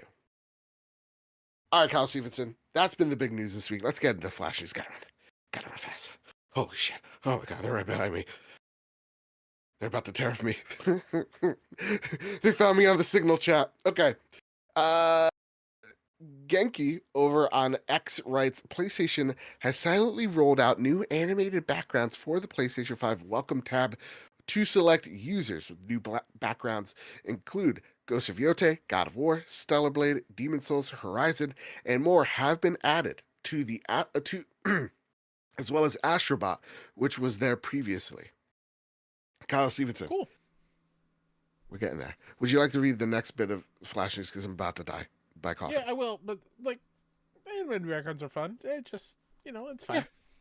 It's fine. I get it. We want the wallpaper to be all of it. Yeah. But even then, whatever, dude. I like the little... Technically, when you hover over a game, the background changes to the game, so like it kind of already does it. It's neat. It's fine. Yeah. Fine. Sammy Barker at Push Square writes, PS Portal system update out today with big improvements to PS Plus cloud streaming. Sony is rolling out a sizable system update for PS Portal users today. That would be April 9th, if you're listening to this in the live chat currently. The goal here is to improve the existing cloud game streaming beta for PS Plus premium subscribers, adding some welcome functionality across the board.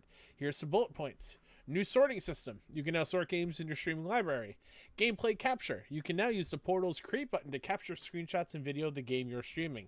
New queuing system. You can now wait in a queue when streaming servers are full, and you'll get a screen that shows estimated wait times. Pause functionality. You can now pause your stream game by opening the quick menu. This doesn't apply to multiplayer games. Inactivity notifications. You'll now be shown a notification that warns of game closure if you've been inactive for an extended period of time. And user feedback screen. You'll now be shown a feedback menu when you end a streaming session. All this sounds pretty good for a service that already adds so much value to the handheld. Just to reiterate, the cloud game streaming beta lets you stream PS5 games to your Portal without actually owning a PS5. You can just connect directly to Sony's servers and get playing, but again, you do need to be subscribed to PS Plus Premium. Very cool. It seems like this device is pretty popular. Yeah. Like they are truly seeing that people are buying it, and not just buying it, but they're using it. They're using it a lot. And it's awesome. I literally was playing with my Portal, PP for short, playing Dungeons of Hinterberg, having a blast. Awesome. Being a Portal pal. Best way to be. That said, Kyle, let's get into this next bit of news. Yeah, Tough Cub. The- Oh, you want me to keep going? you got it? I thought you needed a I was moment. actually kind of dying, but you go I got for it. it. Yeah. Tough Cub over at the Six Axis writes, the Death Stranding movie has a director.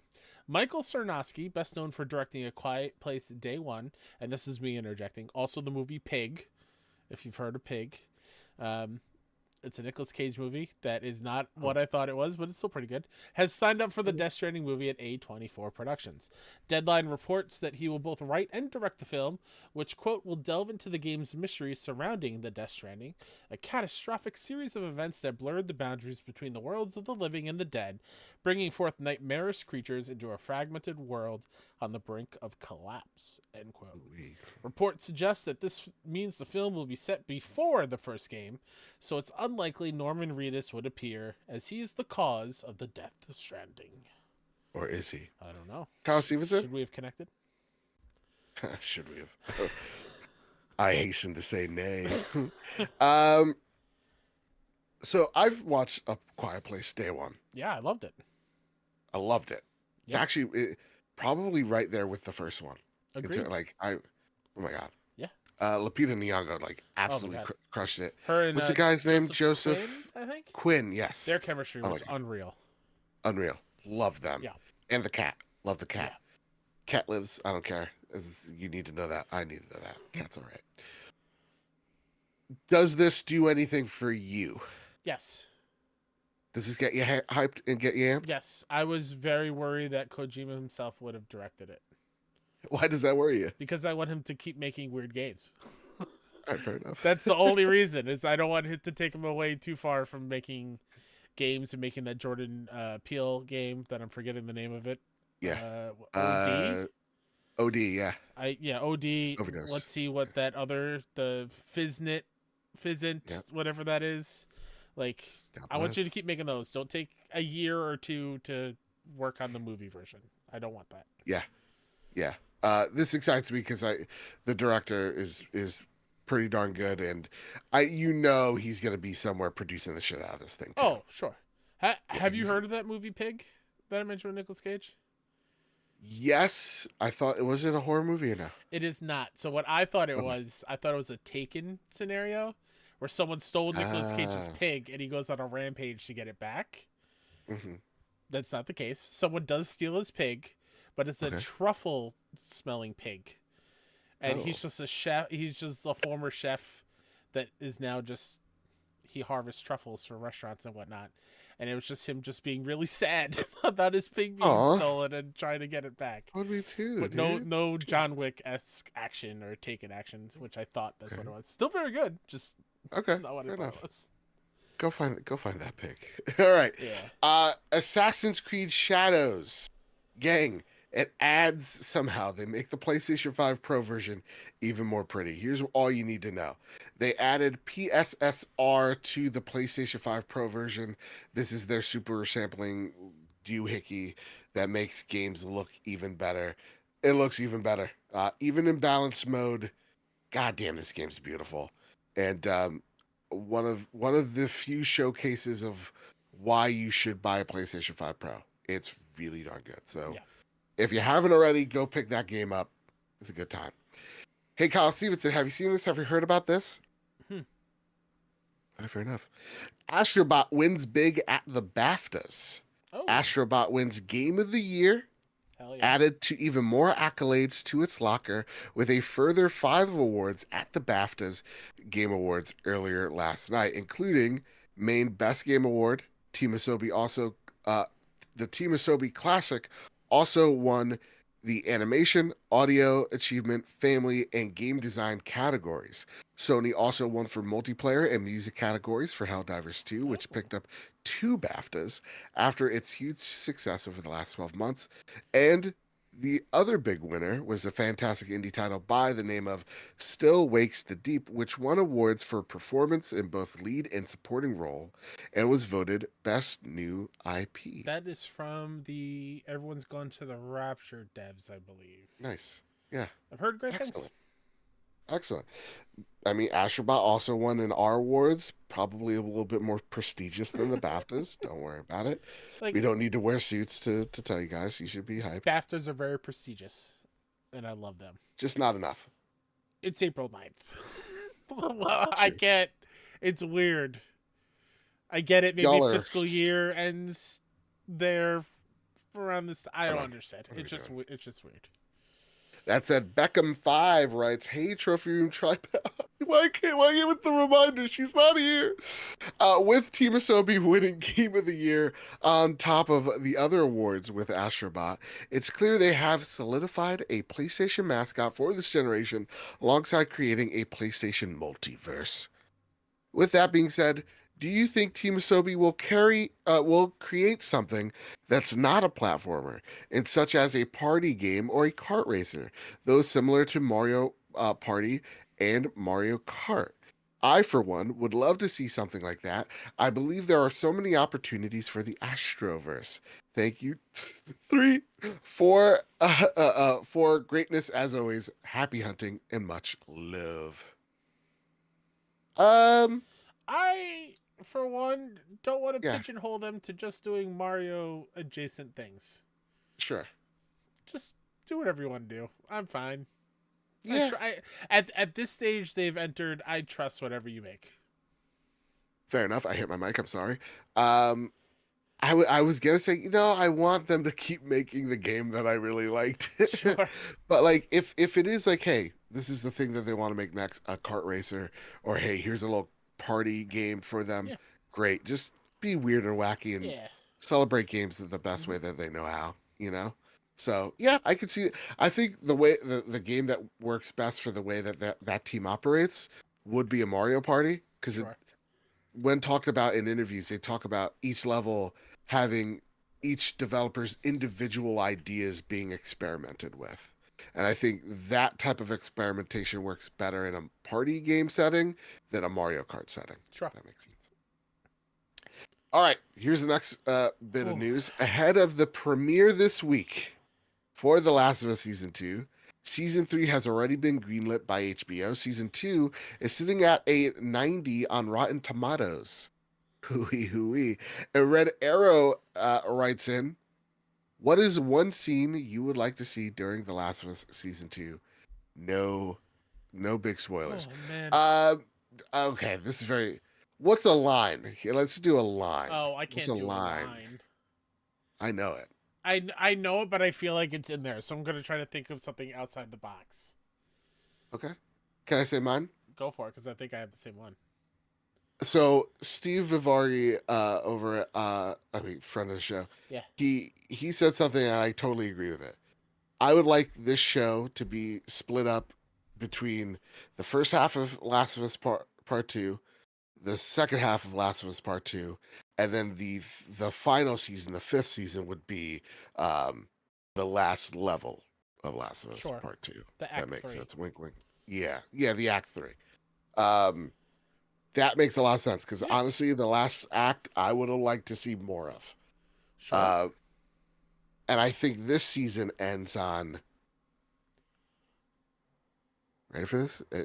Fast forward Literally 2 minutes. Don't yell at me in the comments. Oh, I could fast forward. It was 2.5 minutes. Shh. Stop. Don't tell me to kill But myself. Red over Arrow this. said no spoilers.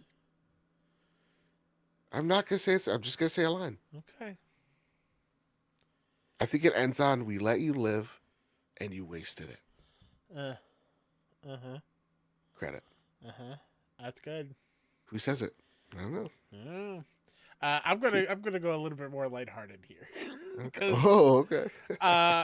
There are some scenes that I want to see, and I guarantee you they will be in the show. Just the porch scene, I'll just say that. Like, I feel like that has to be in the show. 110%. But like, I would love to see the snowball fight. I would love Yes. to see the aha music scene. Aha, yes. I would love to see the marksmanship at the aquarium game between Okay. two characters. I think that would be super Okay. fun. Just exploring the aquarium in general, I think would be really, really cool. All right. But I yeah, like that. yeah. I had no idea it was this weekend, by the way. I was in the city filming the showcase, and a bus went by that said, Last of Us Season 2, April 13th. Like, holy shit, that's next week. Yep. Oh, I need to do my rewatch. So I think I'm going to start that tomorrow. Well, yeah, White Lotus ended last week. Piper, no. That's what I want to see. You know? Okay. I want to see Parker Posey in this season. Same character. Let's do it. Buddhism. Love her, dude. All right, guys. Here's the PlayStation Premium and Extra games for April 2025. Hogwarts Legacy, The Blue Prince, Lost Records Bloomin' Rage Tape 2, EA Sports PGA Tour, Battlefield Juan, Played Up, and for classics, Alone in the Dark 2, War of the Monsters. Pretty damn good month. Damn good month. Everybody's saying Blue Prince is an early Game of the Year contender. I'm very, very if not their excited Game to of play the it. Year. Ooh-wee. Yeah. All right. Not into puzzles, but I can't wait to hear your thoughts, and maybe it gets me into it. And I'm super excited to continue the Lost Records story.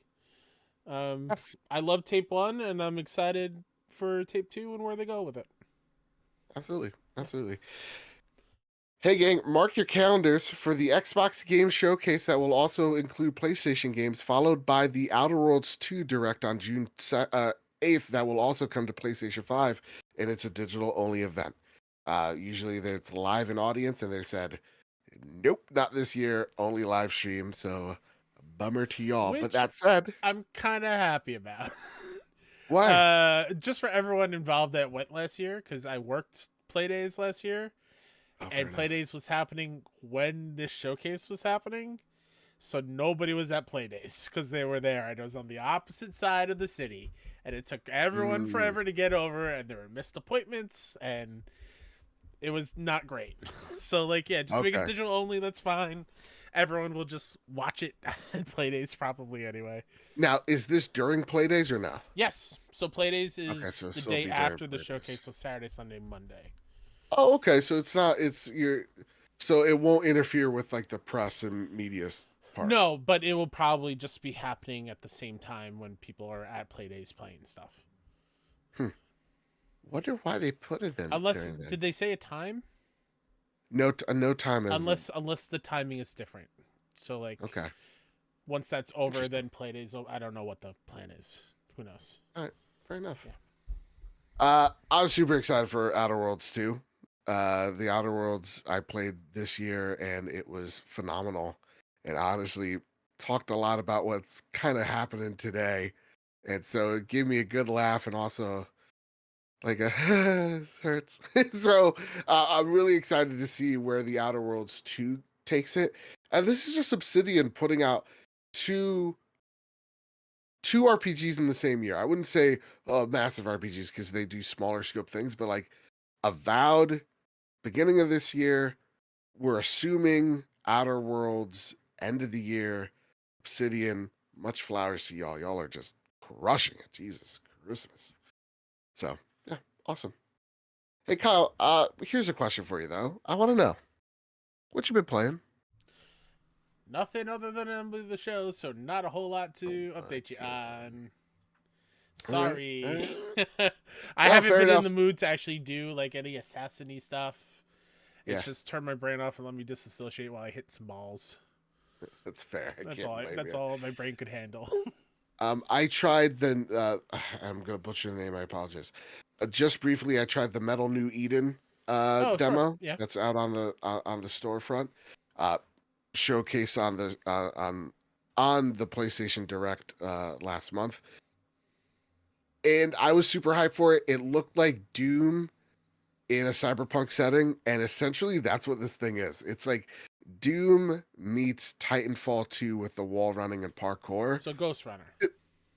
Uh, yeah, but it's not like one hit you die. It's No, but actually with the parkour yeah, stuff.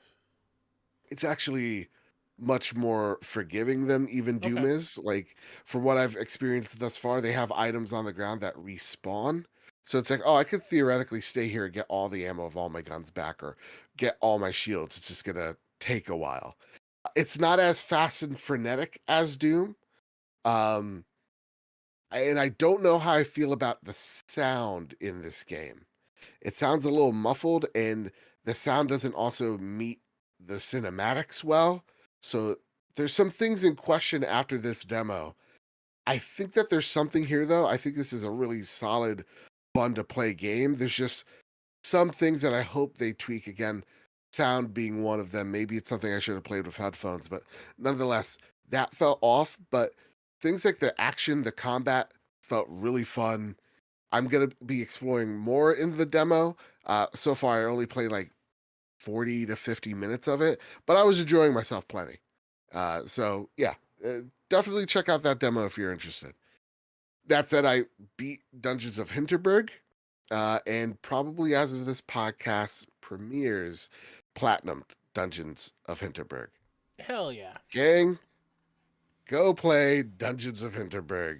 It has my full endorsement at this point. I know I was coming off very high from it last week. Guys, the ideas that they play with in these dungeons, now having played most of the dungeons, are so clever. They're so unique. And it does something that Split Fiction does really well, which is like it never plays with the same idea for too long and it getting boring. Other than you being able to cheese the combat rather well, or rather easy, rather, the game's a blast. It really is something that it's a great game to just chill out and vibe with in a wholesome way, while also having like fun action that is legitimately a really standout portion of the game. So Dungeons of Hinterberg, again, hear my thoughts last week, meet this week. It's a good time. Platinum approved. Hell yeah. 100%. Nice. So that's all I've been playing. I'm just waiting now at this point for Indiana Jones. So I'm waiting, patiently waiting for it. Can't wait to dive into that. Hell yeah.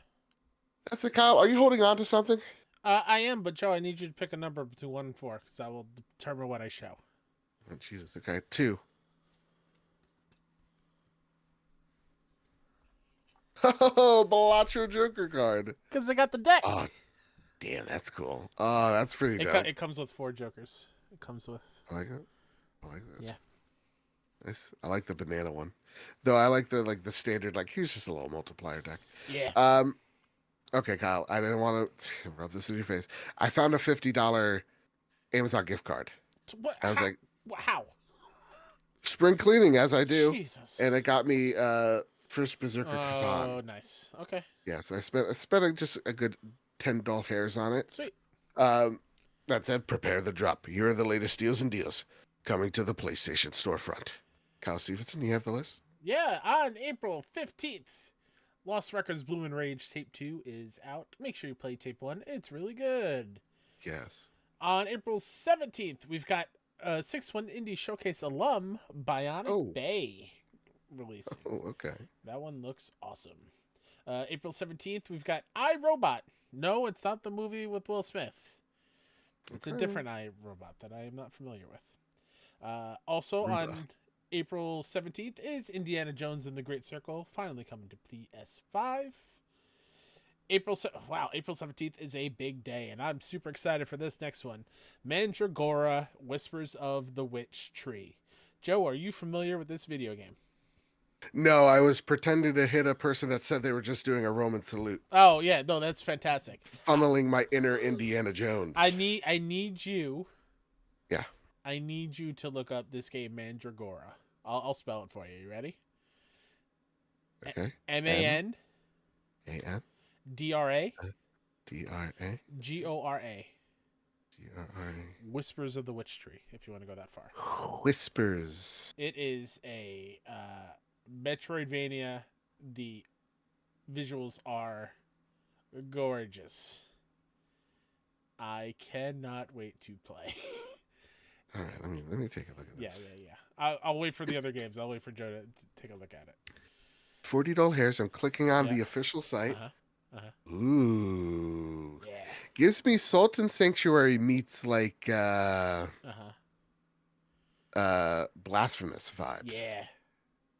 I'm It's real digging pretty. this. So if you want a smaller game, quote unquote, next week, this should be on your radar for sure. Oh my god, this looks great. Also on April 17th, Phantom Breaker Battlegrounds Ultimate. And Ultimate. Rusty Rabbit is coming to PS5 next week. Oh, all the other ones are PS5 as well, just in case. And then on April 18th, the Lunar Remastered Collection on PS4 is out. I'm not going to have time to play that game, but it's Fair there, enough. and I'm excited. Yeah. Well, Kyle Stevenson, thank you for the drop. I'm slowly the Zyrtec has left my body, and the allergies have come back with a vengeance. Pre-show's going to be short this week, everybody. I'm thinking I'm gonna die. Here's time for the Sony Pony Express. Yeehaw! Can't do it. Fuck. Well, that's a good thing because Stingray X writes in, says, no question for today. Just a reminder, keep doing what you do. And that goes for Thanks, everyone man. out there listening and watching. Do what you do. Be kind. Yeah. Love y'all. It's really, can I say that comment very much needed it? Because again, like with all this stuff happening in the world, it's like the last thing, truly, like putting up these notes, like the last thing I want to do, talk about global tariffs. Yeah. This is the Yeah, podcast I come to, whatever. So thank you, Stingray. Thank you. I definitely needed that. Absolutely. Red Arrow writes in, hey guys, it's been a while since I've written in, but I listen to y'all every week, always making my week a little brighter. Well, thank Just you want for to that. say, we'll let her know this when she's back next week. Just want to say, Light joining the podcast has even made this awesome podcast even better. Love hearing your opinions and thoughts in the gaming industry because you always bring in a different quote unquote light on the topics. I see what you Can I did just say something? Yeah. It's always, I'm not saying that Red Arrow jinxed her, but it's always when someone's like, I got something really nice to say there. to She's Light. not here. She's sick and she might die, or like Yeah. her family's sick, you know? Yeah. Oh man, I've noticed the pattern. The Last of Us Season 2 Watch, premiere- she's like, I'm just really bashful. I can't take any praise. That's me, and I can't do Yeah. it. The Last of Us Season 2 premieres this week, so I started playing The Last of Us Part 2 a few weeks ago in preparation for the show. I tried playing Part 2 back in 2022, but I had to stop playing because of what happens in the opening hours of the game. I've never done this before, but I was in complete shock at what I had just played and witnessed that I couldn't make myself continue the game. I have now surpassed that point of the game, and I'm happy that I've continued playing because I'm loving it. Hell yes, music to my ears. My questions are, have you ever played a game that made you stop playing due to a story decision, character choice, or outcome that you didn't like/agree with? I don't know if it's like /agreed with. It's just like, hey, something else popped up. But I would say the thing, I think 2 games, same developer, and both games I walked away from in the beginning not high on, and then revisited them going, oh, these are some of the best games I've ever played. Cyberpunk 2077, that game was broken at launch. The PS5 version came, dropped, played it. Literally one of the best RPG stories ever. Johnny Silverhand, one of the best characters in video games, just ever. Like, he's phenomenal. And then next is The Witcher 3. I remember buying The Witcher 3 right after Bloodborne. Was not a fan of that combat in the slightest. One of those games I've tried multiple times and I've gotten close to beating, or like what I thought was close to beating, and it just dropped it. And then playing it literally because of Light's reaction of The Witcher 4 over the holidays. The Witcher 3, I'm not kidding you guys. And I don't believe it when I even say it. The Witcher 3 is literally one of the greatest games ever made, right next to Elden Ring, and sometimes they switch. Like, it's phenomenal. What do we do? It's on sale right now. It's like $10. Go get The Witcher 3. Kyle Stevenson, what say you? Why are you laughing? Why are you laughing I'm laughing because you didn't answer the question. Why? What do you mean? Red Arrow's asking, have you ever stopped playing due to a story decision or a character choice? And you're like, oh, the game wasn't great when it launched, and like I was playing Bloodborne at the time. You know what? Just to spite you, Final Fantasy VII Rebirth. Okay, cool. Yeah. What story decision made you stop playing? The story decision of the dumb trophy in the workout section. Come on, stupid. The dumb Scottish cat. Hey, It's telling me. hey, Yeah, that's right. hey. Fifth or whatever. No, Um, I don't trust a Scottish cat to save my life. I don't think I've ever stopped playing something due to like a story decision or character choice or anything. Just because like I kind of want to see it through to the end, and maybe it's like a red herring or something that's going to change down the line. There are games that I did not continue playing just because the story didn't grab me. Fair. And one of that is, and Andrew Hill put it in chat, Red Dead Redemption 2. I just wasn't vibing with it. It took too long to get to a point where I was like interested in it. Again, asterisks, didn't play the first one, so that is just kind of like one that sticks out to me. But usually I will, if like a character makes a wild choice or a character that I love does something really, really bad, I'll just play through to the end, because who knows, maybe it might make me appreciate that character even more. Like, you know, Joe named his dog Abby. Like, it happens. Yep. Abby, literally one of my favorite characters. Still cat at Jacko's between Joe dissing Final Fantasy VII and Kyle not liking Hollow Knight. What am I doing here? I don't know. Listen, I'm gonna give Hollow Knight another chance. Don't worry. I just got lost. All right, Kyle Stevenson. Gettleberry writes in. Yeah. Oh wait, I think they want me to read this one. Oh, okay. Because there's a word, and I'm gonna stand out business, because the Green Gorilla Gamer said they need me to read this, and not to censor it out. And let me tell you guys, before I read this, I'm not British. I'm seeing it. Are you sure you want to do this? Of course I want to say it. I'm not British. Okay.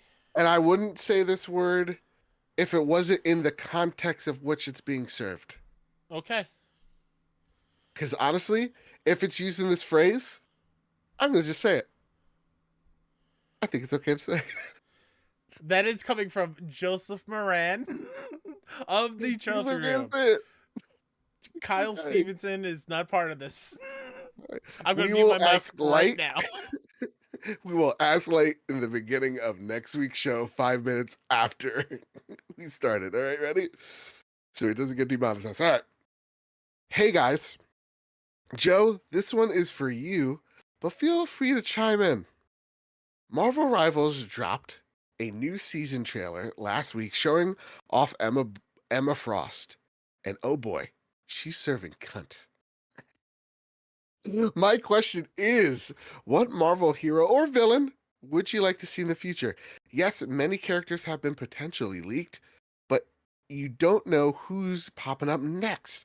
Personally, I would love to see Cyclops and even Captain Marvel. Her ult would be her going through all binary, and that would be insane. Love all you, and remember, thick thighs save lives. First off, context. Gettleberry from the UK. See word normal there. Also, when you're serving it, you're serving it, dude. Come on. And I feel like I'm instantly walking it back. Listen, I'm not sashaying away from this. You're Okay? sashaying into it. I get it. Yeah, I'm sashaying into. I'm serving a little bit of it. That's it. I don't think I did anything wrong. Can agree though. Thick thighs do save lives. Hey, you know what? Next week I'm canceled. Maybe it will be a solo show next week. Yeah, maybe this is how I turn alt right. Oh no. He said serving cunt, and you really can't. He didn't just say it once; he said it twice, and maybe I'll even say it thrice. All right, Kyle Stevenson. I got a character I want to see in there though. What's a character? Give me my boy Colossus. I love Colossus so much, and he's got some due in movie forms, like in Deadpool and the older X-Men movies. But like, Of course. Colossus from the X-Men arcade game is iconic in my eyes. His special move, I hear in my dreams sometimes, it's just and the big like power burst that surrounds him. I would do that constantly. I love Colossus so much. So if he were to hop into Marvel Rivals, I'd be so in. See, Cyclops would be my dude. Like, he's my boy. What why are you laughing now?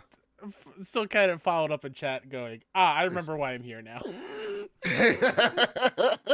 God bless. Cyclops is my boy. Marvel, X-Men 97 really redeemed Cyclops to me in a major way. I love Cyclops now. But in my heart of hearts, my heart is with Nightcrawler. I love Nightcrawler so much. I think his design is sick as hell. He's just so awesome, and he would be such a great dive character. And then even like Professor X, I want to see how they would do Professor X. That would be really interesting to me. Like what type of role does he play? Yellow wheelchair though. He has to. Absolutely. And how do you make that look like how do you make that look and animate? Those are the questions that are in my mind, right? And are you hindered by playing that like in the environment? Right. But I would really like. It's like no, you're not. Like it hovers. Absolutely. Like that'd be rad as hell. Yeah. Now that I think about it, a lot of my favorite characters are just X-Men, dude. They're rad as hell. I got Spider-Man in here. How many times are you gonna get a mainstream hero again and be excited about it? Like, right. Emma Frost is exciting because she's not in a whole lot of things, and she's technically an X-Men. That's what I like about Rivals so much. It's like, dude, they put Jeff the Land Shark in here. Yeah. It's like here's something weird and obscure. That's really rad to me. But also, I mean, we're watching the show, dude. Oh. Daredevil. Oh.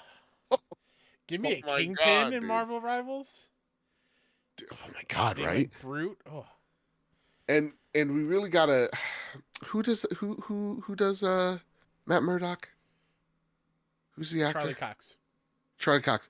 We really do have to put him. I love this post, and I wholeheartedly agree. We have to put him amongst the greatest to ever do it for that specific character. Yeah. Like, you have what's his face as a Joker. You have Wolverine, like Charlie Cox. Keith Ledger. He's the man. Yeah. Again, my mind allergies are really kicking my ass.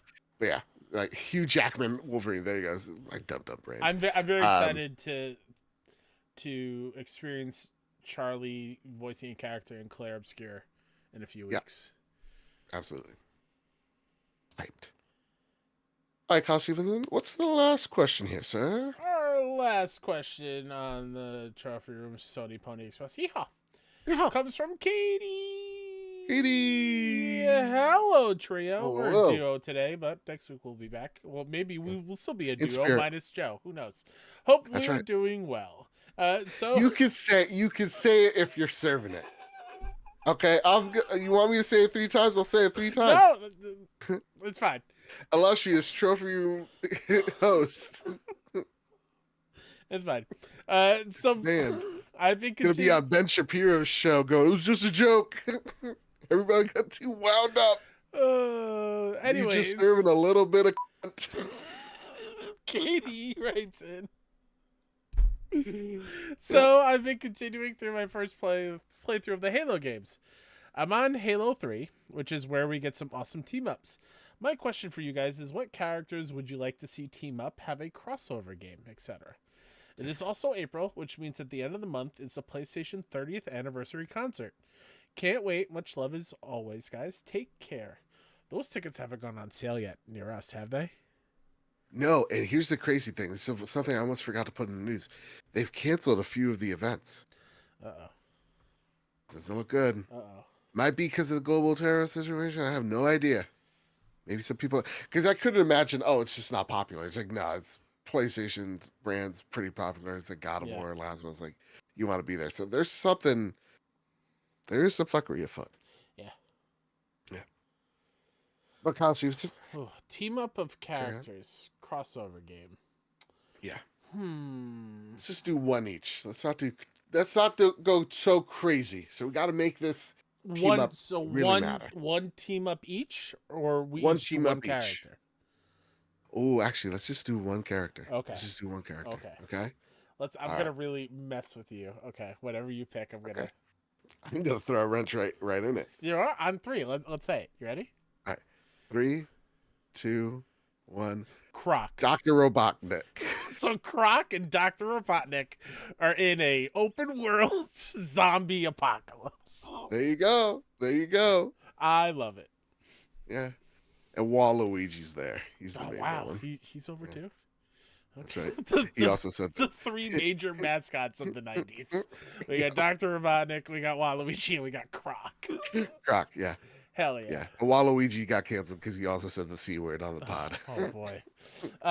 Also, Nisa throws in a question in the chat. This will be the last Oh, one. go for it. Please.